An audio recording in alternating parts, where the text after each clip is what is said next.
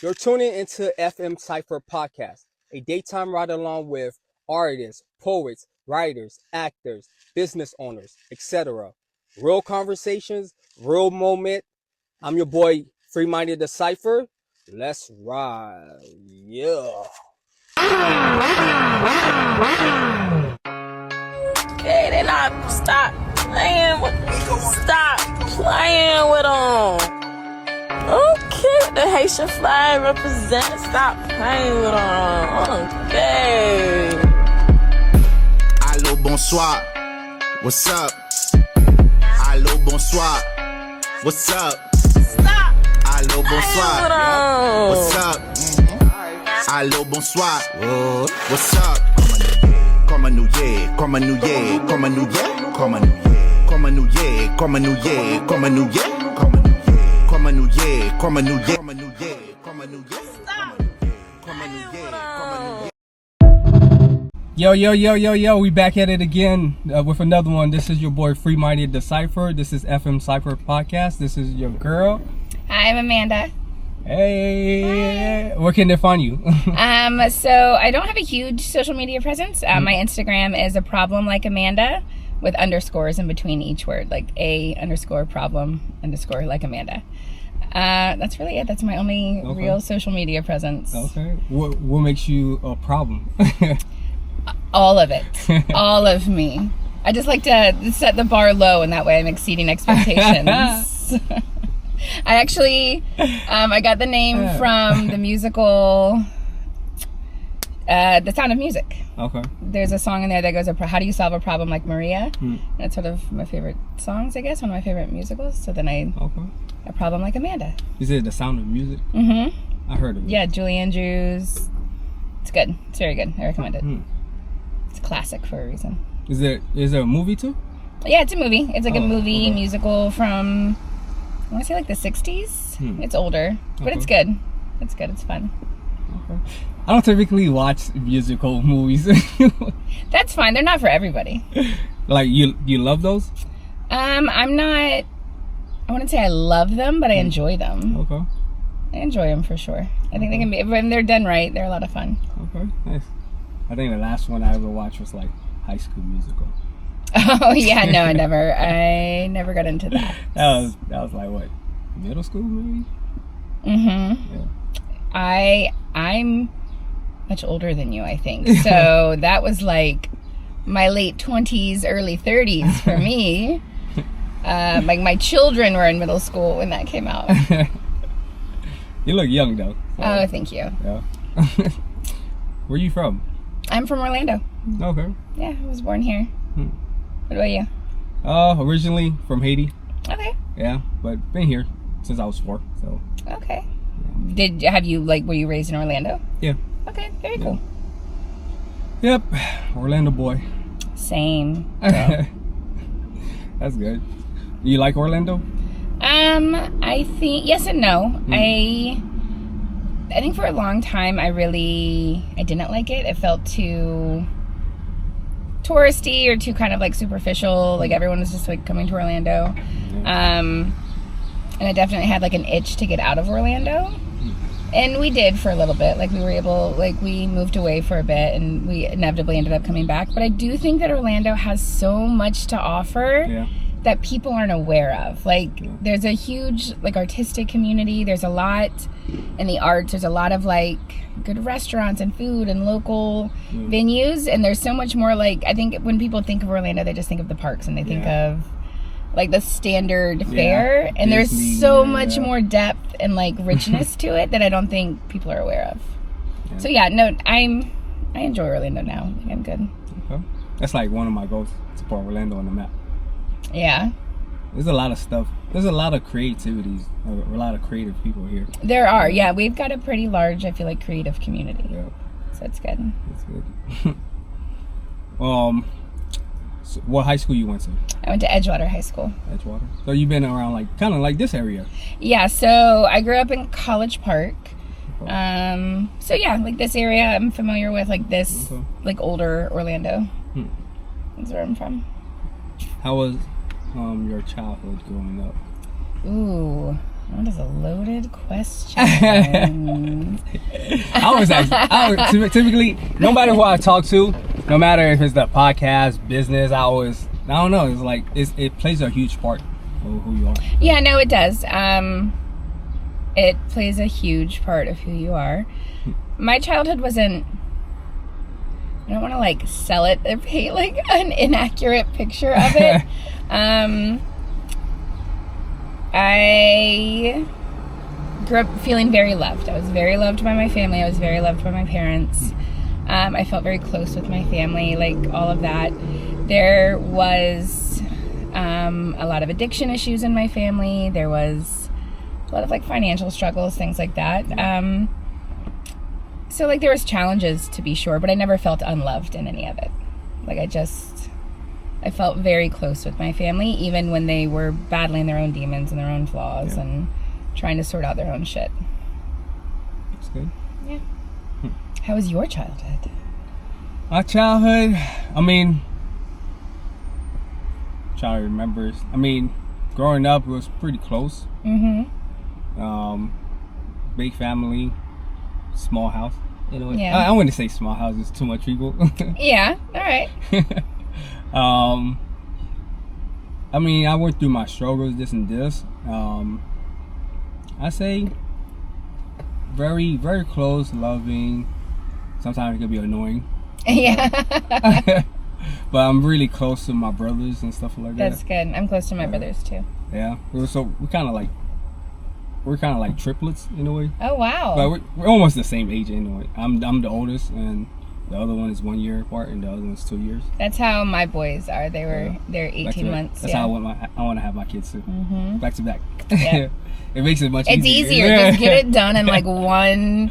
Your life will be real rough for a minute, but then like once it settles out, you're like, whew, I'm done. Makes it much easier. So it's 3 of us. So I like that. I always been attracted to the number 3.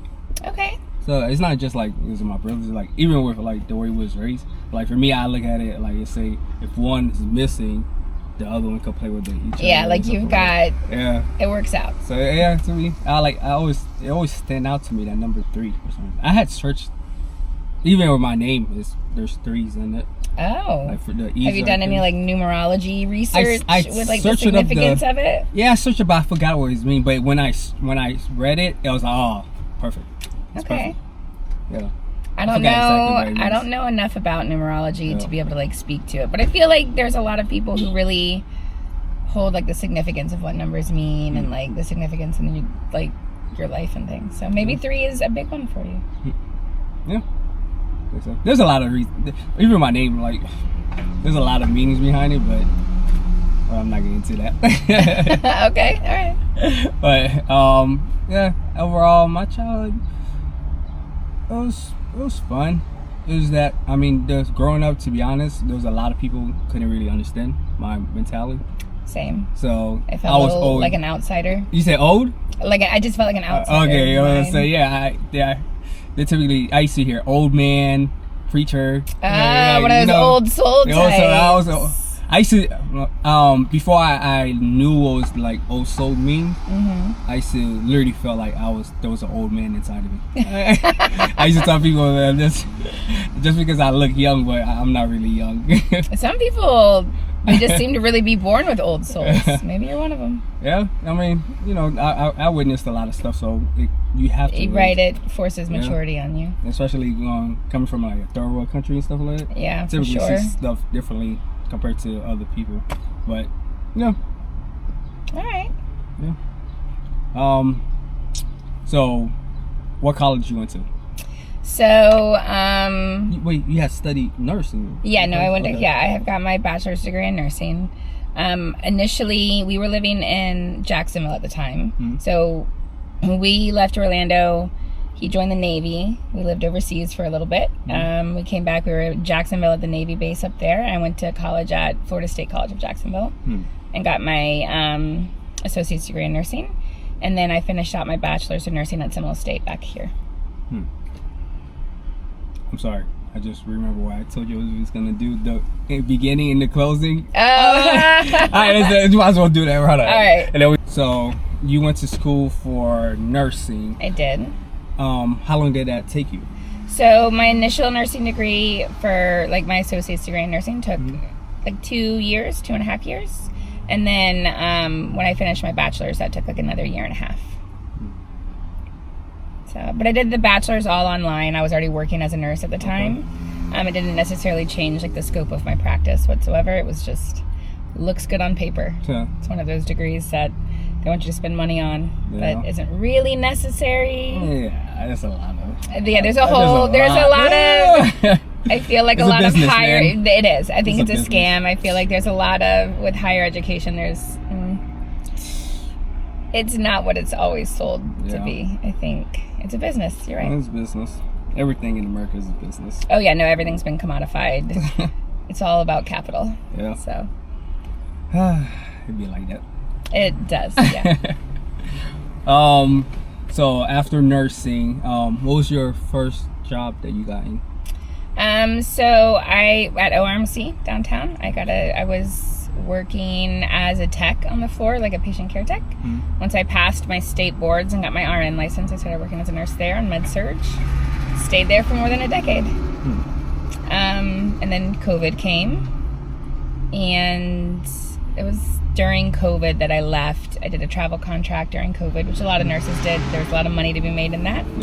So I did that, traveled for a little bit, made a lot of money, and then came back. And my passion had always been, or my interest, I don't want to say passion, but my interest in medicine had always been behavioral health and psychiatric nursing. So that's when I came, like when I was done traveling, done doing travel nursing, I came back and got into behavioral health. And I've been there since. You say traveling. Where have you been? So when nurses take travel contracts, you go essentially anywhere. You just take a job for like 3 months. They pay you a high rate to work those 3 months, and then you can come home. I did local travel, so I did just Tampa General. So me and a friend of mine, we traveled we had like 2 contracts. It was like a total of 6 months, and we would go to Tampa. We'd split a hotel. We'd work our 4 shifts a week, and then we come home and like spend our days off here, and then head back to Tampa when we had to work. Not so bad. Yeah, it wasn't awful. Some people are like, they'll go, like they go out of state, they'll go anywhere. So I just didn't want to be away from my kids, my family that long. Okay. I was gonna ask you, did they pay for your hotel, but you answered that. Yeah, no, we paid for the hotel, but they paid us a lot of money, so it's fine. Hey, it works out. Yeah. That's good. So as far as besides work, what do you do for fun? So, oh gosh, this is a good question. We're gonna get into the poetry, but no, that's fine. That's fine. I do write a lot. I read quite a bit. This always sounds weird when I say it, so I always feel like I don't know. It's like weird girl energy. I am really into bugs, so I like entomology. So you know those butterflies and moths that you see like on display and framed, and like the wings are spread open. So I do that. So you collect them? No, I do them. I buy bugs from insect farms, and they come like dead butterflies or dead moths or dead beetles, and they come like shriveled up or whatever. I rehydrate them, I spread them open, I pin them down on a board like in whatever position I want them to be, and then I let them dry, and then I like frame them and mount them and display them. So I do a lot of that. Everyone's always like, all right, bugs, and I'm like, it's everyone likes to look at them, but animals, like, yeah, no, it's not. Yeah, I'm not doing like full-blown taxidermy in my living room. It's just dead butterflies. Just butterflies? That's it? You don't I do butterflies, I do moths, I do beetles, I've done a scorpion.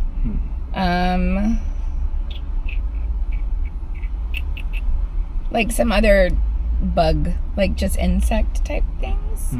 I think the biggest thing I ever did was a scorpion. Most of the time it's moths and butterflies, and then I frame them, I give them away as presents, because everyone likes to see the finished result, like this beautiful butterfly with all of this coloring and like framed and hung up. But so I'm the one who does all the behind the scenes stuff to get it to look like that. I enjoy, I don't know, just creative things. I do this art where I use flowers, branches, leaves, and stuff like that to create pictures and portraits. And I share some of that sometimes. I've sold some of that at like conventions.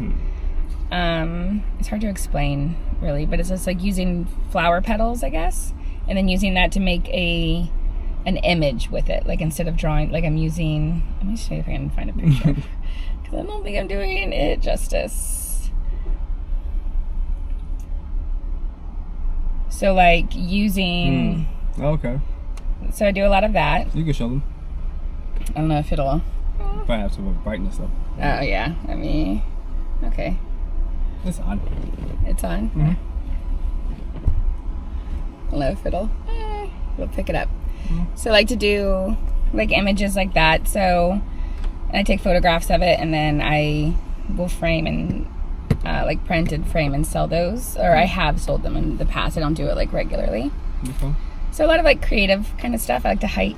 I like to walk. In Florida, hiking is miserable once it starts getting hot. But when it's cold outside, like going for walks, things like that. Where do you go hiking at? Just trails in and around the city. There's quite a lot of them. Okay. Especially over in Seminole County, there's a lot of parks, trails, Little Econ, like things like that where you can go. The Apopka Wildlife Preserve, like there's a few places that you can really go. I'm not always great about it. I do have a good trail by my house that I try to walk, but I enjoy it. You can go to the springs, like Wekiva. Yeah. Like they've got like some decent trails there. Yeah, that'd be nice. Yeah, so. That'd be nice. And that's really it. And writing. What about you? What are your hobbies? My hobbies. I'm a big believer in hobbies. I'm a big So do believer you that believe- you go. That's how you say besides business and stuff like that? Yeah. Is that okay? What do you do for fun that you do that has nothing to do with making money? That's not commodified in any way. Like no communication, nothing like that. Like you're not doing it for the purpose of making money. You're doing it just because you love to do it. Like a child. Basketball. Okay. I like watching anime. Oh, do you have any favorites? We're watching One Piece right now I with love my daughter. I Yeah. love One Piece. It's like one of my top. Yeah, it's really good. What episode you on? We were just watching one this morning. I don't remember which episode because we're watching the live action right now. Oh, you're watching the live action. Yeah, Okay. I know. You can watch the cartoon. I know. I told open mic. Yeah. But it's good. I've never been like super into anime outside of like Studio Ghibli stuff, like the more popular, I guess, like more mainstream animes. What do you call it? The Studio Ghibli, like Ponyo and Howl's Moving Castle. I'm sorry, do I have anime knowledge that you are not privy to? I mean, I watch anime, but I'm not like in it. too Okay. depth. And I mean, if you see me, if you show me like the pictures, how I look like the like characters, I'll probably recognize. Like, you'd I watch probably know 'em, I watch animes, but it's like I'll go through them. Like Yeah, my middle son, he loves anime. Like he's really into all of it. I'm not on. Yeah. No, I only have a few little talking points. But all right, basketball, anime. What else? Basketball, anime. I mean, I usually watch movies. I like watching stand-up comedy. Okay. Do you have a favorite comic? I have a lot. All right. I like Dion Cole. I like Dave Chappelle. Oh God, Dave Chappelle's brilliant. Genius. I like Gary Owen. Okay. I like Carlos from Wildin' Out. There's a good amount of them. There's a lot, to be honest. But There's I'm a not gonna lot. be- There's so many. Yeah. It's too much. I like Bill Murr. I'm pretty sure that's how you pronounce his name. Okay. There's so much. Like I know them by faces too. Oh yeah. No. The names, same. The names yeah. sometimes. Yeah. Yeah. But yeah, I love comedy. Honestly, that's pretty much what I do. All right. I mean, I don't really do too much. What got you into doing this? Like what? I get that question all the time. Yeah, what sparked your interest?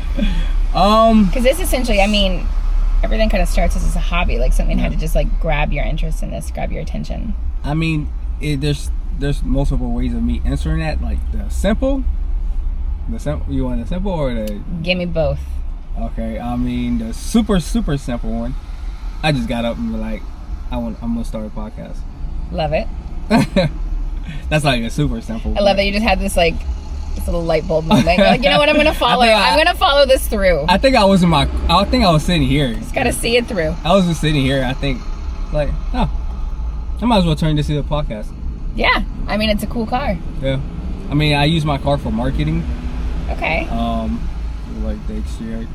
It's gonna go so deep. It's like I don't know how far you want me to go. Okay. As far as you want. So I guess my car I use it for marketing. That was the main purpose of that. Mm-hmm. So when I first got it, especially when I was always into marketing and business. So Okay. that's just how my brain works. But when I seen this part, I was like, yeah, because I was thinking about what can I put in here. There was really nothing. I can't even fit my wallet in here. Right. And I was like, oh, business cards. And from there, I was like, okay, I'm gonna turn it into a marketing card. That's smart. I don't know. It'd be like the way to smallest do stuff. it. Yeah, and then I used to go to car shows because I have my advertisement on my car. Okay. So and my car catch head ball, but I mean it could it's cool if it breaks your neck and this and that. But I want you to see my information. I use it for my businesses. Originally, I was modifying. It didn't come like that. I modified it. Okay. So originally I was modifying it to get sponsors for different companies, but at the time I was like starting my businesses and stuff like that. I was like, nah, I already got enough. I'm gonna keep it for like my business and people that I like. Okay. So I don't put nobody else stuff on there unless I like it. That's good. But yeah, then the theme for the car, besides that podcast and everything like that, I have a Superman theme for the logo. Yeah, I've noticed. And S for Scion. Okay. S for Superman. The red, red. Yeah. I had car seat covers. It was just kind of like this, all black, but it had the car seat, the logo, the Superman logo. Okay. And then it had the calipers, the brakes is green for kryptonite, and this represents Superman flying through the galaxy. Ah, I like that. Yeah. For this podcast, I'm a big space nerd. Like I like space. But I typically sometimes I come in here just to relax like this. Just relax and just look into the stars, and it's my sanctuary. I guess I can see it. Yeah. But it's like me inviting people and share my space and sharing the energy. And for the podcast, the purpose is we're speaking into existence and going into the universe. And the other podcast I just started, which is the night one. Oh, you've got a whole... Oh, that's right. The night version. And so I have the day and night. All right, podcast after dark. Yeah. So that one is I kind of partner with Chase. Okay. Poetic Thursday. So it's only gonna be for people that attend Poetic Thursdays and that That's perform. very cool. Yeah. So that's pretty much the way it is. We record, we perform, and then we go in the car, have a conversation about your performance, and I have the lights. Oh yeah. The lights is representing your aura, so I let you choose what color. Because there is the meaning behind that is I used to see people. I used to be so tapped into the spiritual world where I used to see people auras when I used to watch. I used to say a lot of stuff growing up. People thought I was crazy. Like, nah, I like it. What's my aura? I can't. That's the thing. I haven't been tapped in a while. Oh. When I started writing poetry, because I was always into before I get there, I guess. So my writing got introduced into my life from a punishment, because I used to get. Oh, look at you flipping the script on that one. So I guess before Joke's I get on there, you. I'm gonna love writing. So I guess I used to get into troubles and read my brothers because we was bored. Like we was trapped in the house, couldn't do anything. So I was like, I'd rather be bad than bored. Right, of course. So who wouldn't? Then the way my brain works, I'm very creative and stuff like that. So, and I have vivid imagination. Mm-hmm. So I used to get in a lot of trouble. You know what I'm saying? So we used to do a lot of dumb stuff. Listen, I love it. But so your boundaries. so my godmother used to make me write all the time. I was writing like 7-page essays, front and back. And look how it served you. so I was writing like I think I was like what 8, 9 years old writing. I was like, damn. But then it started. I think it started with 3 pages front and back, and then it got to 5, and it got to 7. I was like, hold up.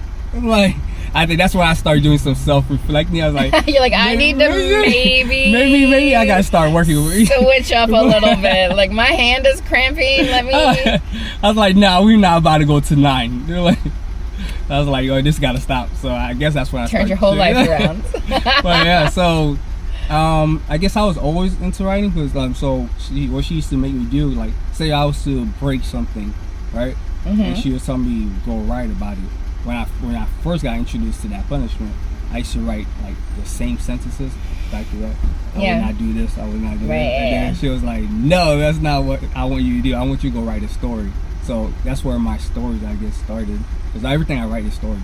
Okay. So the way I write, and just the way, even with like going to English class too, like that rule of, how to write an essay, right, always stuck to me. So it's like you got beginning, middle, end, transitional words, punctuation. That always stuck to me. To me, when something makes sense, it makes sense to me. It does, yeah. No, it helps really. So I guess it just stuck to me. Just outline things, yeah. Right, So just about everything I do is pretty much like stories. I just make up, and so I used to write, and then what was that? But yeah, so that was the punishment. And then when I got into, I guess, poetry, I think I was like maybe 18, 19. What was your gateway to poetry? So it's gonna sound weird. So growing up, like I said, I was like, I guess, the wise one among the people. Okay, our fearless leader. So it was like, I used to get into a lot of debates. Same. Either. I think I'm probably insufferable to most of my friends and family because all I do is want to debate.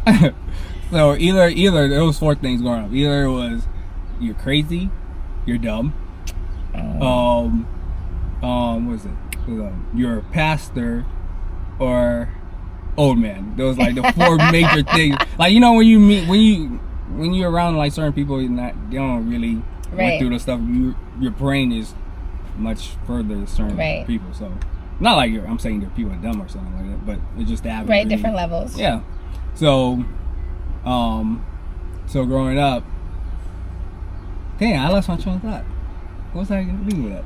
Well, you were talking about how you got into poetry, and then at 18 or 19, you were the wise one in your friend group, and I asked what your gateway to poetry was. Oh yeah. Thank you. So, like I said, I used to get in a lot of debate. So one of the debate I used to get was like, I used to argue with people like the type of music they listen to. Like, and for me, like with that rule of the essay writing. Right. So when I listen to music, I used to literally see words. So like I could see the punctuation. I could see. Okay, like the lyricism behind it. Like it was like that. I mean, I used to listen to the music. Don't get me wrong, but I saw the words before the instrumental and and the stories. Right. So it's like when I hear something that was like choppy, boom, and down. There's no transitional words. There's it's like, yo, this don't make any sense to me. Like there's no story behind this. It's like a bunch of words. Oh, that's interesting. So he's like, yeah. So that's how I used to get into arguments with you. Like, yo, this don't make any sense. It's dumb. Like, yeah, your music sucks. Yeah. You have terrible taste. And they used to argue with me. Like that's when they throw. You're coming after that. That's when they throw the old man. Like you old man. It's like, that's funny. I learned how to get on people's levels and certain levels, so to kind of I guess fit in. But that writing part was like one day I was like, I don't want to just be a talker. Like I don't want to be like, oh, okay, your music sucks. Like, let me at least see if I could do this, right? I think that was just how I got into it. I was like, okay, let me see if I can. You had something to prove. Yeah, you had to put something behind all these words you've been spewing out. I used to be very ruthless. but so I started. I was like, let me see if I can write a rap song. Okay. So that's when it started, and I was writing it and this and that. I think I had a social Instagram, and I think I was thinking about posting it. Then I was like, nah. I think I waited like 3 days, and something was just something. I have this thing. I was like saying, fuck it, just do it. That's just me. Do it like, scared. That's what I say. So I just put it, and then I was like, next thing you know, I was getting a bunch of like, bing, bing, bing, bing. I was like, what the heck? Y'all like this? Like, I was like, y'all like this shit? Like, this sucks to me. Like, so give the people what they want. So I was like, I was writing, and to me, and even with like school and throughout, it was not until like when I really started taking writing serious in a way, was I used to write like at least 5 poems every single morning. Oh wow. So I have 1,000. That's an incredible practice. Yeah. I have 1,500 poems, but I could have had more, but I just stopped writing, to be honest. I mean, well, at this point, you've got a whole library to choose from. Yeah, but I don't. Not all of them I like. So most of them I was just valid. There's a lot that I've read that I'm like, what is that? Amanda, that is not your best work. so it was like, it got to the point where it was like, I became like a talk show in a way.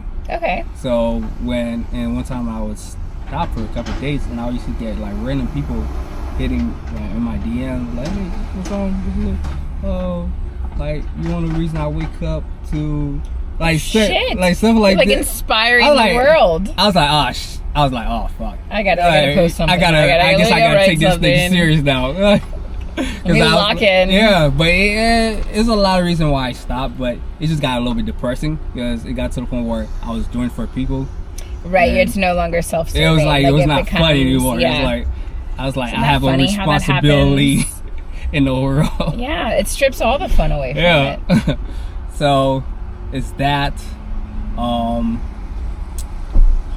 else gonna lead to this other? Well, yeah. Maybe you forget. Huh? I said you made forget. But yeah, so that's where it came from, I guess. All right. It's a good origin story, the lore. Yeah. I like it. What made you get into writing? I've always been a big reader. So I love reading. Even when I was like a little kid, like I would just burn through a book a week, a few a month. I'm a big lover of words. I think they're beautiful. What's it called, like a logophile. I like language. I like language use. I like the way that it connects people, and it showcases like all of the depth and beauty of like the whole human experience can just be brought out in a single sentence. Like I find it very fascinating, and so I've always been like a big lover of it. So I read a lot, and I think when you read a lot, it like writing feels like a natural progression in that. I enjoyed writing. I didn't start with poetry. I think I started with essay style stuff. Like just. You say you didn't? I didn't start with poetry. Okay. I started with essay style writing. It felt just like train of thought. Just kind of just getting what was out of my head and putting it onto paper. When I was younger, it probably came in the form of like journal entries or diary entries, like that kind of thing. And I just continued with it. And then it became an outlet, and it was something that even now that I just kind of did for myself. I don't like on my social media, I don't share what I write. I don't have like a, and I don't know if it's like, I don't know which it is, if it's like imposter syndrome, where it just doesn't feel worthy or big enough to share with people. Or if it's something where I just like to keep it close to my heart. Like I don't need the validation in having shared it. And I'm not sure like which I lean more towards. I think it's probably a little bit of both. So I would just write. I had journals and journals. I had my notes app on my phone, on my computer. Just like I would look forward to like college classes that required research papers or essays or opinion pieces. It just gave me an opportunity to tap into this. And I don't know at what point it switched. Like I kind of got very into poetry. I remember liking poetry when I was a teenager. When I was younger, I remember always having an appreciation for it. Enjoying poetry classes or workshops where I got an opportunity to try it out. But it was never, I don't remember when I shifted to where, like, no, this is something that is really resonating with me. I know that when I got into spoken word and watching it, like consuming other people's pieces, going to events, or not going to events, but like going to small venues, watching other people speak, following spoken word poets online on YouTube, when button poetry came out back in like the early 2010s, teens, whatever, and watching these spoken word artists do their thing, and then just feeling so moved by it. And so you just get this sense of like, I want to be able to move people with language, with words, with, I want to get what I have inside of me out. Like I want to put something out there. And so I've just been writing and writing and writing, and I never did anything with it until like this last like 3-4 months. I think the first time I got up onto a stage and read anything was in December. So it's Thursdays? No, it was actually the first one I went to was an open mic at Dr. Drip's Coffee, and I did 2 poems there, and it went very well. Like it was well received. It was like it was a good vibe. I hadn't heard of Poetic Thursdays at this point, and there was a couple of people there, and they had come up to me and they said, "Hey, like this feels like a space that you belong in. You should try out some other venues." And that's where I heard about Poetic Thursday. So then we tried it, and we haven't stopped coming since. It just kind of took off, and then it feeds itself. Like you get into it, and then you have this like return on investment, and you just feel so moved by it and watching everybody else perform that you also want to keep creating. So it feeds itself in this really positive way, and it's been an amazing experience. So I've got lots that I've written, but I've only ever started speaking them for the last like 3 months. I've written my whole life, but How much you think you have?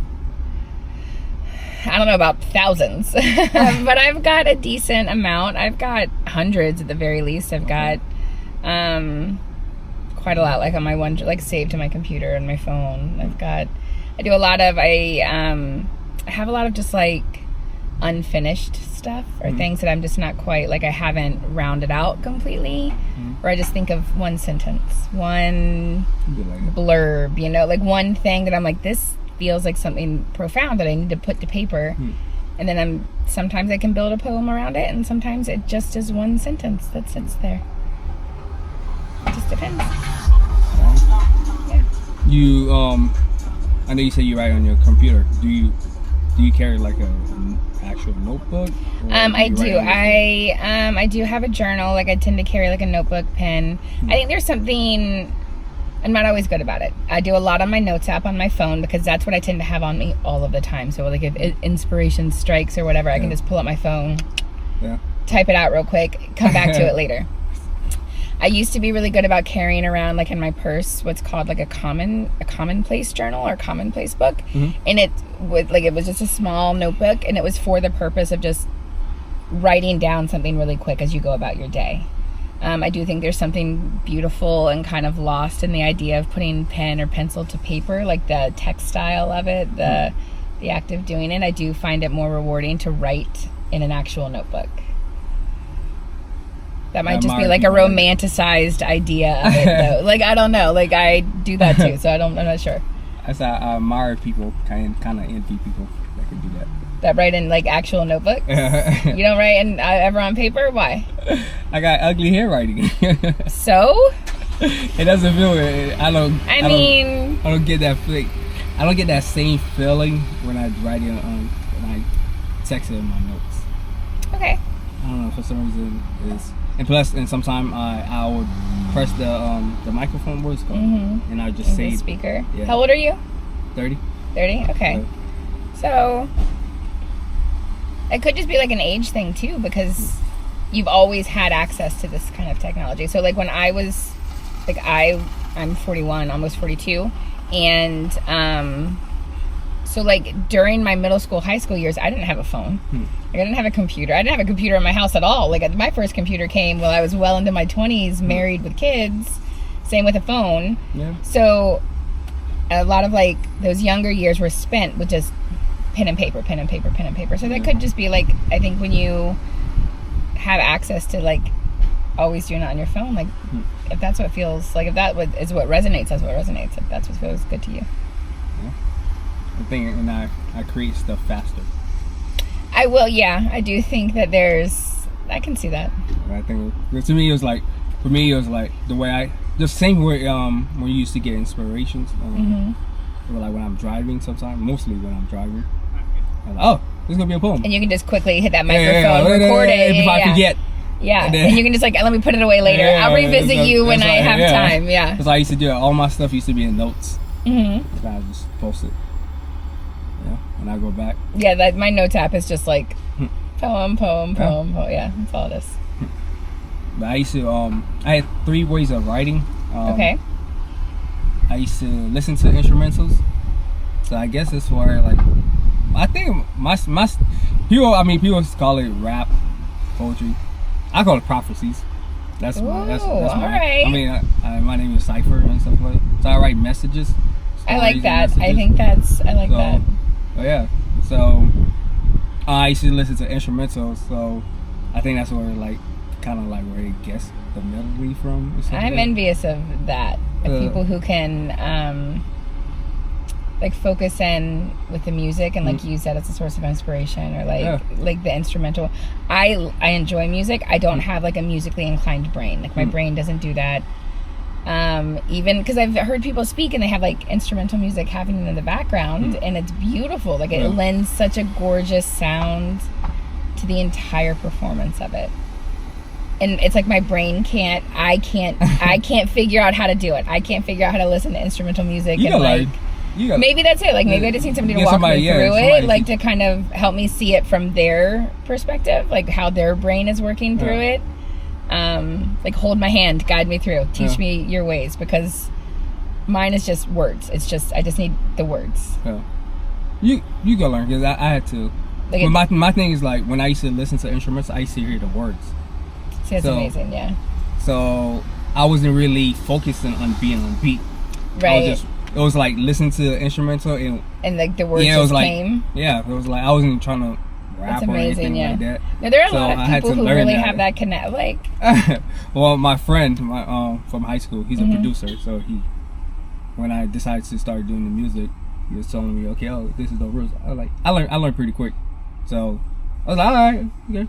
All right. There's rules. There's certain rules. Right. Yeah. No. So you gotta. So if somebody teach you, you would trust me. You would know. All right. You know how to do it. Okay. But yeah. I used to look at image. I used to use people's arts on Instagram. I used to just look at it and I used to see the pictures move like a movie. Oh, that's cool. Yeah, it was. I haven't done those stuff in a while because I haven't. Why? I haven't been writing. I haven't written in like probably 8 years now. Why? You show up to these events. I know. You're like you're inspirational. You share your work, like your pieces. Yeah, I share all my old stuff. Clearly, you're a very creative person. Like you tap into this space so easily, and there's an accessibility there. So why aren't you currently creating? I don't know. I think what it is for me, to me, when I used to write, it was more of an accomplishment. Yeah.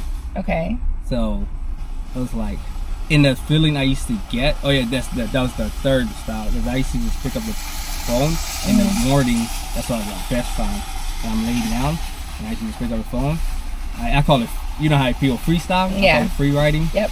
So my hand would just start moving like I'm catching that. Yeah, just like let it flow. Yeah. Kind of it was like, but I never know what I was writing about. And it's the way it felt like my body was being elevated. And I used to see I used to have an out of body experience. Okay. So the feeling to have that, it was like I was like high, but I don't smoke, I don't drink or anything like that. So that feeling, it's weird. It's like my mind was cloudy, and I felt light. So I used to once I felt that, the first time I felt that, I was like, I have to have that. Yeah. So that's the reason why I wrote Chasing so that much. high. Yeah, I was chasing the high. So it became a drug. Dude. It does. No, it does. It became a drug. So Like a it's just dopamine hit. Like it just. So there's a lot of reasons why I stopped. I was like, yeah, I don't like stuff controlling me. That's just me. That's how I was reading when I was little. And whenever I felt like I'm being controlled, I rebel. Was it you being controlled, or was it you just like finding your purpose? It's that I wanted to have a balance. Okay. I wanted to that's have fair. control, somewhat of control over it. It was like I needed. I didn't like that. I needed that need feel. I need that feeling, and it was like the whole and writing for people and not trying to be not to disappoint people. Yeah. So I was like stuck in that. It's such a like a precarious balance, because I think we live in a world where everything it just becomes capital. It becomes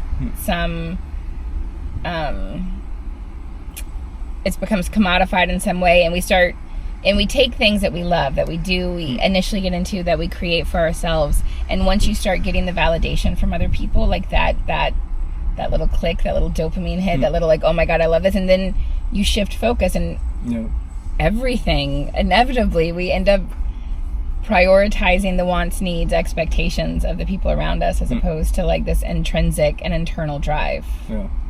It's a hard thing to balance, because you also like, you want to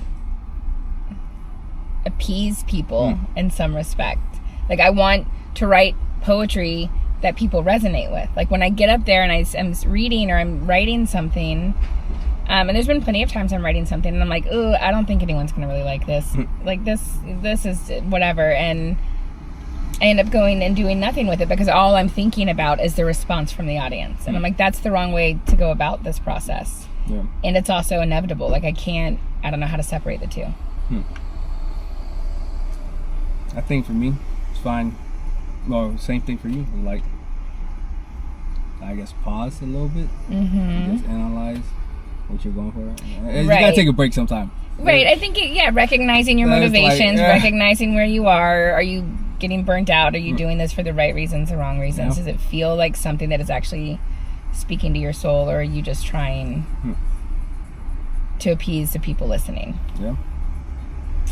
I'll probably go back. I'm still. I think it's and I want to have like my stories on a different platform, and to me, it's like I already have a bunch of poems that you do, yeah. You know, like so, like I said, like a discography. Like some of them I don't like. I think probably maybe 30% I don't like. Okay. Yeah, people might like it, but why don't you like them? I think it's just growth. Okay. I think the time the last fuse I wrote was closer to my timing now, I guess. Okay. Like when I first started, I was just like, yeah. Right, yeah. But I mean, people was liking it. I was like, hey, it is what it is. But I think it's those ones, like some of the ones I perform, I still like. Yeah.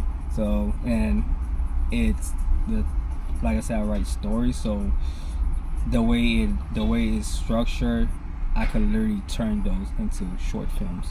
Oh, that's cool. So that's why I'm in the process of turning. Well, I have one poem that's one poem, and I turn it into the songs that I be doing, and then I'm in the process. I started writing the script for it. Okay. So I think to me it's like once I feel like I accomplished these, maybe I get that feeling probably going back. Okay, now I can write new ones, because to me I feel like every new poem gonna turn out to be an old poem. That's how I look at it. Really? That's how I don't know. So for me, I'm just gonna be waiting now. I'm gonna be waiting for you to get up there and be like, I've written a new piece, and then we all yell new piece at you. I'll be like, finally. People are gonna be like, fine. Finally. So I think it's like, once I accomplish that, I probably can't. I probably can, but I don't know. It's just that I think I'm maybe trying to get that same feeling I used to have too, in a way. Okay. So, but in the meantime, I started performing them. That was my first year performing them. Doing something that I really want to do with it, and also going through Poetic Thursday and stuff, like watching people do stuff. I actually learn, and then I could practice a little bit. Right. Maybe that would. Okay. All right. Let me write something new. I don't know. We'll see. Only time will tell. Only time will tell. It's a mystery. Yeah. So I mean, right now I don't really that same feeling I used to have. I don't know. I don't really have that. Okay. I mean, if it's not serving you right now, wait until it does. Yeah. Wait until you get that spark back. Yeah. That's fair. Yeah. What about you? You still have? Do you feel like you always had that feeling even till now, like from time? No, I've definitely gone through periods where I lose it, where I just don't feel inspired by anything. Okay. And when that happens, I find myself like frequently just like in a slump. I don't want to create anything. I don't want to write anything. What I do write, I'm never satisfied with. And typically it's just when I'm lacking inspiration in some capacity, motivation, even just like an emotional capacity to sort of appreciate the world again, like that. So I struggle with that sometimes. I struggle again with just the idea of sharing it. Like just like being like I don't like, I feel one, like I'm like, I don't, does I feel pretentious sometimes. I'm like, am I just being too self-serving? Like I don't want to put my stuff out there, and maybe I'm just too scared. Like maybe I'm just too scared to post things out of fear of rejection, or just feeling not good enough, or not feeling like worthy of being in this space. It's always been something that I've kept quiet and close to my heart, and like I know I write, but nobody else needs to know I write. So now, and again, like I'm getting up on that stage and I'm reading them, but I'm not sharing them anywhere. I'm not like posting them. Yeah, I'm not posting them. So to you my. never post? No, I haven't yet. I do like. No, I haven't. I mean, at least what you could do if you don't post the words, you can record yourself.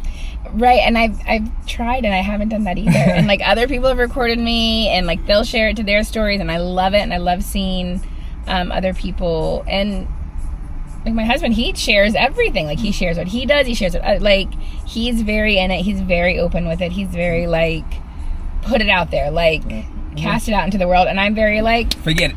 I'm very like, forget it. I'm like, I'm like, okay, like that's nice, but I don't know. I don't know if it's like fear of rejection, or just being misunderstood, or not feeling good enough, or I'm not sure what it is. But I have like a block there, where like I have a block where I write, I create, I get up there now, and I'm brave enough to speak it in a space that feels very safe.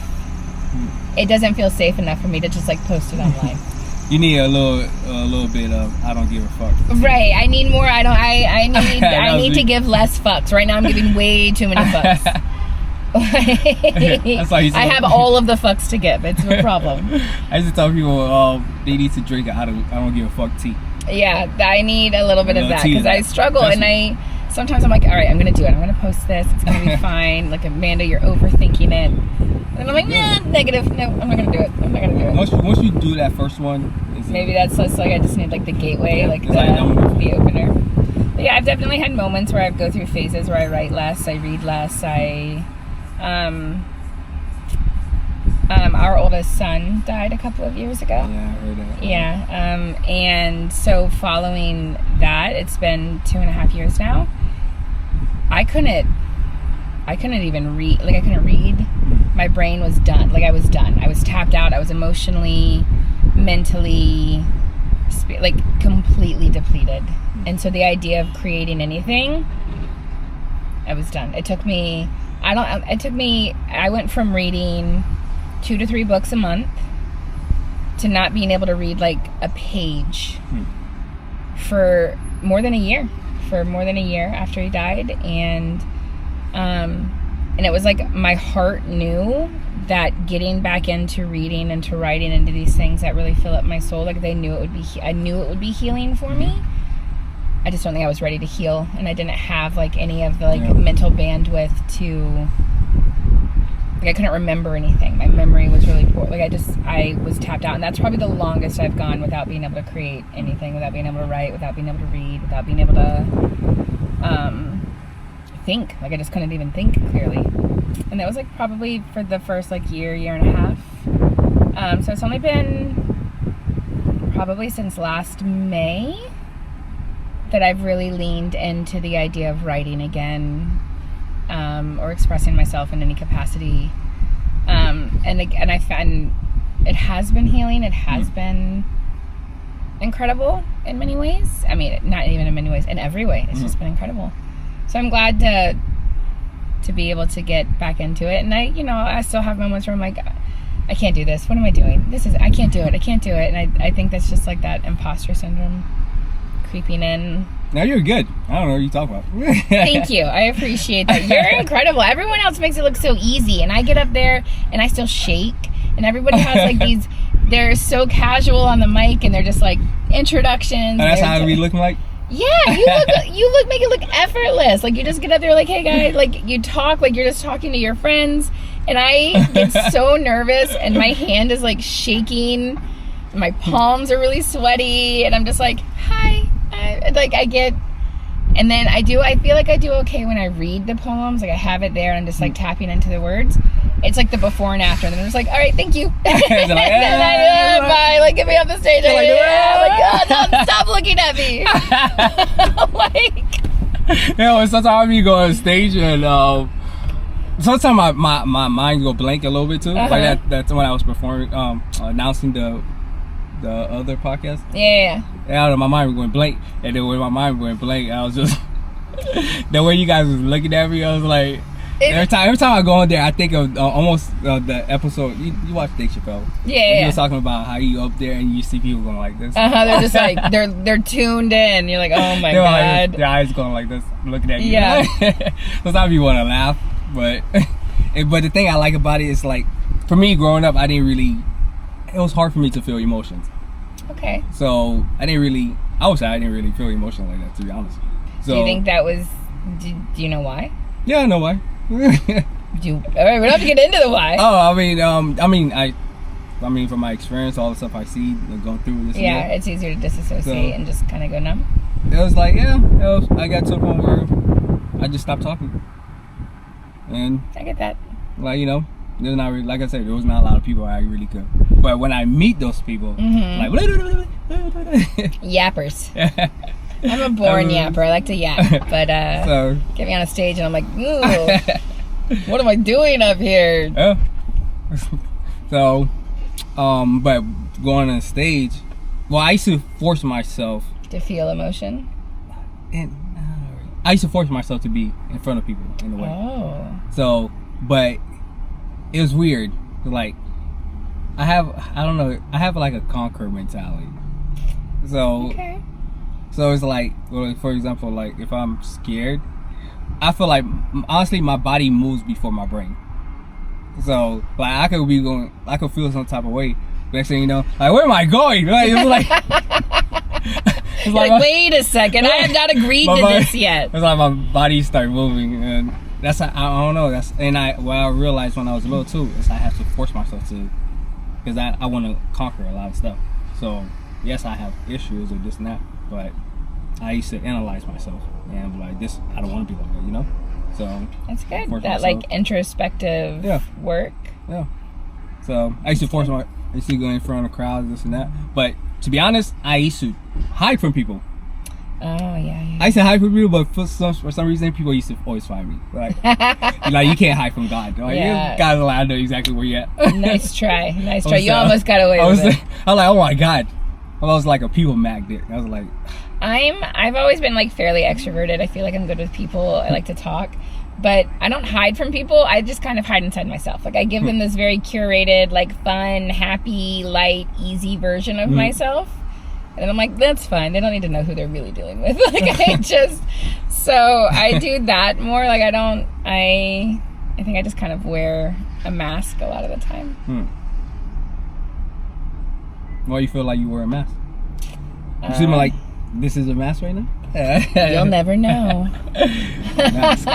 No, I don't think now. I think I'm probably currently at the most authentic version of myself. Like I feel probably the truest I've ever been in terms of like really knowing who I am, or at least at the very least trying to figure out who I am, and kind of living in that truth in many capacities. But in a lot of ways, like I've always been a people pleaser. I've always been somebody who I avoid confrontation. Like I will fawn and soothe and people please and mitigate conflict and self-sacrifice to the point of completely foregoing any of my own wants, needs, desires for the sake of keeping the peace, for the sake of making everybody else happy, for the sake of it being a comfortable experience for people. I will chit chat and talk and laugh and joke and I'll be happy and positive and like this and just kind of like put on this show, this performance. It's like performing who you are versus actually like sitting in it, like the raw, vulnerable, uncurated, messy, broken, all of it kind of thing. And I tend to fall into that space a little bit too easily. So I hide inside of myself. And so I think poetry forces you out of that. Like I think poetry requires vulnerability. Like it requires truth, or else it does not resonate. You can write a poem, but if you're not writing a poem from a place of truth, it's not going anywhere. It's not gonna feel the same way. It's not gonna hit. It's not gonna touch people in the same way that poetry from a more authentic perspective does. So I think this leaning into this forces you into that kind of like, well, all right, crack myself wide open, raw, open nerve, exposed, real deal type of thing. It's uncomfy. So I feel like this is a pretty good like real version of who I am right now. Okay. There's no mask right now. I was gonna say with the poetry, it forces you to be vulnerable. It does. If you want, you get a lot of emotion. I don't know. Maybe. Well, my emotion, the type of emotion I feel like, it's like you're kind of. Well, it got better, way better, but like you're kind of nervous, but then you're telling you get over it. Yeah. Do you get that? Yeah. Okay. Okay. Yeah. No, like I have this voice in my head where it's like, all right, get over it. If you look stupid, I only look stupid for 5 minutes. None of these people care enough about me. Like, they're not going to be going home later that night being like, God, Amanda really fucking bombed in it. Like, she's the worst. Yeah, girl. Right. How self-important, like, how important do I think I am? How do I really think anyone is that focused on me that if I do a bad job, their entire night is spent talking about? Like, come on. I'm not that self-centered. Like, God, she's a real piece of shit. She shouldn't be writing. Like, nobody's doing that. Nobody's doing that. And then I'm not going. I don't want to sit there and assume that all of these people are also terrible people who are like, oh, God, you're awful. Like, it's like, it's 5 minutes. I can do anything for 5 minutes. Like, if I suck, I suck. I think failing at something is the only way to grow at anything else. So, there's beauty in failure, too. Yeah, for sure. Not everything can be a swing and a hit. Like sometimes you got to miss a little bit. You've got to miss the mark and you've got to readjust and pivot. And that's okay too. Yeah. There's a lot of beauty in that. So I'm just trying to hold on to that. So I'm, like when you're up there and my hands are sweaty and I'm shaking and I'm like, hello. And I'm like, I've got a squeaky voice. I don't think I ever seen you do that. I feel that's how I'm presenting. Like maybe I'm not coming across the same way, but I feel like I'm just like, hi. Like I just don't know what to say. Reading the poem, I feel good. It's the before and the after, like the casual interaction with an audience. You do so good. Like you get up there and you're like, hey guys, like you talk to us, and I'm just like, hi, hi there. Like I don't know what to say. I feel so uncomfortable. I feel like, what am I doing? To be honest, I don't remember most of the stuff I do when I go up there. Unless you record me. You disassociate and just like, you know what, let me just talk. Maybe that's what I should do. I should. If you don't record me, most likely I'm not going to remember. Like, oh, I said that? Okay. I did a great job. Cool. I didn't know. It's like I wasn't even there. I don't know. Maybe it's weird. Like, I don't know how to describe it, but I mean, it got a little bit better. Now I'm kind of remember some of the stuff, but sometimes I used to be up there like, okay. Like I said that. Good for me. It's like I guess like in my mind, naturally my mind be somewhere else. Right. You're right. Yeah. It's like, let me check out. Probably is my ADHD. Maybe that's like a protective feature of ADHD. You can disassociate to the point of no longer being afraid to do anything. Like you're just whatever. Do it. Yeah. I won't be there anyway. Probably. Yeah, I've been trying to figure it out, but probably that. But I mean, you just once you get the I don't give a damn personality. Yeah. That's really, I need to tap into that because I give too many damns. Yeah, you gotta tap. I give Practice all of the damns, all of the fucks. Repeat it. I don't give a fuck. Yeah, I do a whole lot of like, oh no, don't worry about it. I'm worrying about it a lot. No, you go. No, it's not about worrying about it. It's like just, letting it control you, the worry. Yeah, no, you're right. I don't let it control me. I just don't know if I've overcome it completely. I still do it. I still get up on the stage, even on the days where I don't necessarily want to, or I don't feel ready, or I don't feel prepared. I just want to. I just do it scared. Like it's just. This is scary. I'm going to do it anyway, and it's going to be fine. It's going to be okay. And if it's not going to derail my life. I've already gone through the worst thing a person can go through. That didn't kill me. This surely won't. So it's fine. It's 5 minutes on a stage. Anybody can handle that. You ever did poetry slam? I haven't, no. Okay. I'm too nervous. I don't. You gotta act. You gotta really like. You gotta act. There's like a level of confidence required. Like you gotta be extra. in it, yeah. And I'm just like, I don't think. Hello. Like, I don't think that's really my style. It's not my style. I don't know. I feel like you. Yeah. I feel like you. He's got more of like a slam style. He has more presence. He has more confidence. I feel like in it. Like he gets up there and puts. Yeah, he's an actor. He is like he is an actor. He puts everything out there. He does what he wants. He doesn't care necessarily about like the audiences, because he wants to like live his truth. Like he puts it out there really authentically. I feel like I curate mine a little bit more, but I also my style is just different than his. My style is softer. It's more. Yeah. It's more just. Reading the poetry, just spoken, right. He has a lot more performance in his than I do. I say mine is a little. My thing is mine's like more stories. So yeah, you've got like a really pretty storytelling like, kind of feel. Yeah, so it's probably maybe if I go into acting a little bit and start tapping, probably. But your style, I think your style will be you could do a soft. Poetry slam. Right, like mine is just softer. It's less slam, more just like spoken loud, word. It's just. Yeah, I'm trying to. I think you could do it. Thanks. We'll see. I don't know. I think yours needs to be. Your style would be for what's that? The slam would be like a softer, like a soft, sneaky. In a way. Yeah, like I do feel like I mean like boom. I try to be really impactful with like my wordplay or the things that I'm saying, but I definitely it's a softer approach. Like it's definitely like a softer delivery of just reading the poem, where some people really have these incredible performances in it.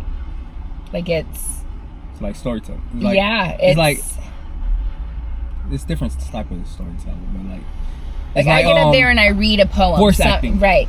I get up there and I read my poem. Some people get up there and they perform their poetry. Like you can feel it in their like your bones kind of thing. Yeah. Like it's a different experience. And I think it's just like a style thing. Like and I think I'm just a softer style in it. Delivery. Yeah, there's different styles. They're all good. I think mine is more nonchalant. Yours is, yeah, I can see that. That's my it my feels easy, you know. It feels that's like my personality. Easy, yeah. Mine's just like, It's good. Oh, thank you. It's very good. Well, yeah.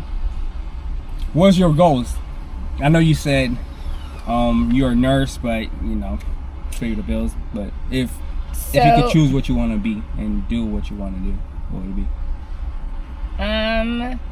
So I don't dream of labor.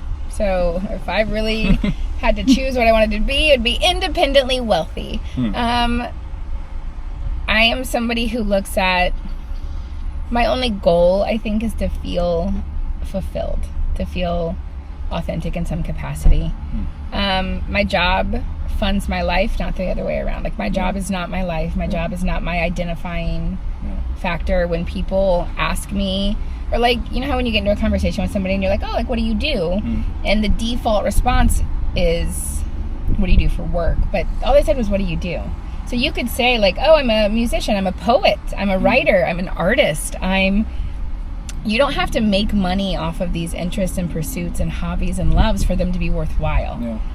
Loving something is just is reason enough to do it. You don't have to be good at anything to enjoy doing it. And if you enjoy it, that's how you should be spending your time. So my only goal is to feel fulfilled. I don't have any kind of goals in terms of my career. I need to make enough money to pay my bills and support my family and take care of my kids and travel and, you know, like, lived comfortably, sure. But it is not, like, that's not my identifying personality. Like, it's not who I am. I'm not a nurse. I'm Amanda, who happens to work in nursing as a profession. But I'm so much more than that. I don't have, even when it comes to, like, my art and my creative pursuits, I don't have any kind of, like, goals in terms of, like, needing it to be seen or having to get it out there. I'm just trying to do what feels authentic, like what resonates, and ways that I enjoy. I want to keep, like, writing. I want to keep like going to Poetic Thursdays. I want to keep allowing myself the space and the time and the energy to really lean into this. And I don't have any goals beyond that. Like, I just want to be happy. I just well balanced. Yeah, like, I just want to feel balanced and to feel like who I am is, like, where I am and who I am, like, it's where I'm meant to be. I think about my son frequently. He only got 21 years. And here I am with, you know, almost 42. I don't want to squander that. He's never going to get it. He didn't get all of this. I surely don't want to waste what I have chasing things I don't want to chase. So I don't have any, like, really tangible, like, well thought out, you don't have to, goal points. Like, I just want to chill. Yeah, but I just want to be happy. Chill. Like, I just want to feel satisfied. I want, like, the end of my days just to be like, oh, this is a good day. I don't need to be doing anything else. I don't need to break my back at work. I don't need to make more money. I don't need to, like, be successful. What is success and how is it measured anyway? Outside of just perspective. Right. If I feel good in what I'm doing, like, that's it. If I want to spend a day doing nothing, laying on the couch, that's just as valid that's just as valid of a way to spend a day. There you go. That's a good enough goal. That's a good enough goal to chase. Yeah. That's a good. Yeah. Especially when it's raining outside on the open mic. It's like my favorite time to lay back. Oh yeah. It's raining. 100%. It's dark. Yep. The room's dark. Got AC. Got a movie. Stop is a sweet spot. I'm going to sleep right now. I work a night shift. I've been on night shift for, like, my entire career. So I work 7 p.m. to 7 a.m. So rainy days, woof. Ah, man. You working the rainy days? No, I sleep when it's, like, raining. Like working overnight. The best days to sleep is when it's like overcast and storming. Got, like, 8 fans on me. The air conditioning's blowing. Like, it's dark.